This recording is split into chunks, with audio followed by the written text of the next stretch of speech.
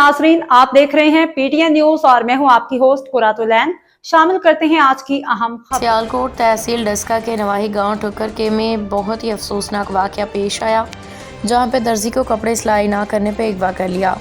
तहसील डस्का थाना बम्बावाला के इलाका ठुक्कर के में मेहनत के सिलाई का काम करने वाला रहमान अली को गांव के बदमाश यूसुफ और जान गुमन ने कपड़े ना सीने पे मजलूम दर्जी को असलहा के जोर पे अगवा करके नामालूम मुकाम पे ले गया। रात की तारीकी में इस पे तशद्दुद करता रहा, जान से मार देने की धमकियां देता रहा। रहमान अली मौका पाके अपनी जान बचा के वहाँ से भागने में कामयाब हो गया और अपने भाई को सारे वाक़े के बजरिया कॉल के ज़रिए इत्तला दी कि मुझे जानो घुमन ने असलहे के ज़ोर पे दुकान से उठा के अगवा करके नामालूम मुकाम पे ले आया है, लिहाजा मेरी जान बचा लो, नहीं तो वो मुझे मार देगा।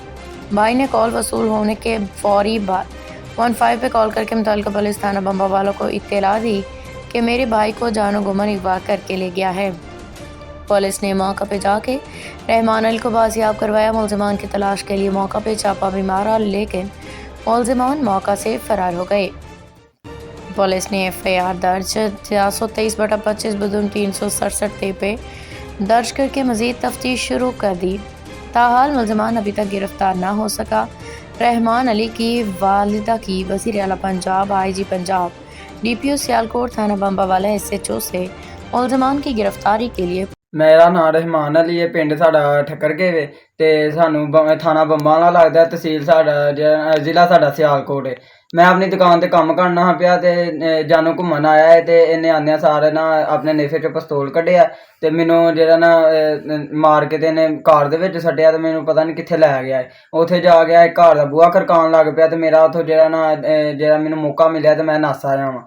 नसदियां सार मैं अपने भरा नू कॉल की, इन्हें जो 15 से कॉल करके मुतलका थाना जो साडा बम्बावाला उत्थों दी पुलिस नू नाल लिया ते मैनू इन्हां ने जाके लभ्या है ते राह च जांदियां ने मैनू मारिया है। मार के सिर च इन्हें मेरे च चपेड़ा मारियां, लक्क ते इन्हें बट्ट मारे ने पिस्तौल दे ते मूँह च पिस्तौल धर के उत्तों मारदा रहा ते आंदा ही मैं तेनू जानों मार देना। हुण अपनी अम्मी नू जेह्ड़ा ना अपनी अम्मी नू कह हुण साडे घर लामा दे, ना तू बचना ना तुसीं साडे घर लामा दे सकदे। साडी अपील जेह्ड़ा DPO सियालकोट दे अगे मैडम मरियम नवाज दे अगे कि सानू इंसाफ चाहिदा है। बीबी पिंड ठक्कर के जिला सियालकोट दे रहना दर्जियां दा काम करदा ही। अपनी हवेली च दुकान पा के दित्ती है ते जानू घूमन दे नामी शख्स जेह्ड़ा ओह इहदे कन्नै कपड़े नहीं सीते, ओह आके इनू गालां कड्ढदा, इनू मार कुट के ते इनू गड्डी च पा के ते लै गया। सानू नहीं पता केह्ड़ी अनजान जगह ते लै गया। उहने मारन दे इरादे ते खड़िया, ਉਹਦੇ ਕੋਲੋਂ मौका पा के गड्डी ਦੇ ਵਿੱਚ दौड़ ला के नस्सिया ਉੱਥੋਂ। ਇਹਨੇ ਆਪਣੇ ਵੱਡੇ ਭਰਾ ਨੂੰ ਕਾਲ ਕੀਤੀ ਹੈ ਤੇ ਮੈਨੂੰ ਇਸ ਤਰ੍ਹਾਂ ਗਵਾਹ ਕਰਕੇ ਜਾਨੂ ਘੁੰਮਣ ਲੈ ਆਇਆ। ਇਹਦੇ ਭਾਈ ਨੇ 15 ਤੇ ਕਾਲ ਕੀਤੀ ਹੈ, ਉੱਥੇ ਥਾਣਾ ਬੰਬਾ ਵਾਲੇ ਦੀ ਪੁਲਿਸ ਦੇ ਨਾਲ ਗਈ ਹੈ, ਜਾ ਕੇ ਉੱਥੋਂ ਮੌਕੇ ਤੇ ਬੱਚਾ ਲੱਭ ਕੇ ਲਿਆਈ ਹੈ। FIR ਕਟਾਈ ਹੈ, ਪਰਚਾ ਹੋ ਗਿਆ। ਉਹ ਜਾਨੂ ਘੁੰਮਣ ਜਿਹੜਾ ਉਹਦੇ ਤੋਂ ਸਾਨੂੰ ਖਤਰਾ ਹੈ। ਮੇਰੇ ਇਸ ਬੱਚੇ ਤੋਂ ਇਲਾਵਾ ਦੂਸਰਿਆਂ ਬੱਚਿਆਂ ਨੂੰ ਵੀ ਖਤਰਾ ਹੈ। ਉਹ ਕਿਸੇ ਨਾਲ ਵੀ ਕਿਸੇ ਵਕਤ ਕੁਝ ਵੀ ਕਰ ਸਕਦਾ।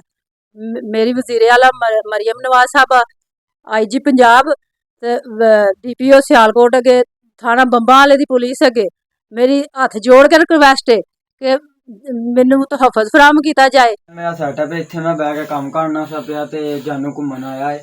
उन्हें मैनू इत्थों जेह्ड़ा धरू के ते लै गया। न्यूज स्टूडियो से फिलवक्त के लिए इतना ही। मज़ीद खबरों और अपडेट से बाखबर रहने के लिए देखते रहें PTN न्यूज।